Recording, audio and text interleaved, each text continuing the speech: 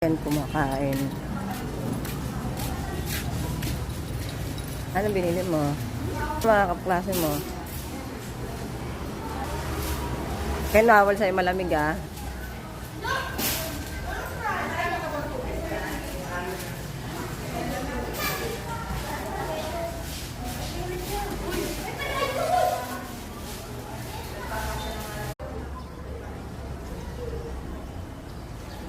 Wala nang estudyante masyadong. Kami na lang. Ang init.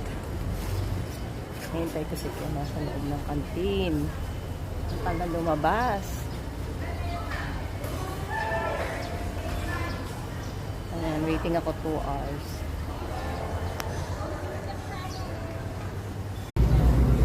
Dali!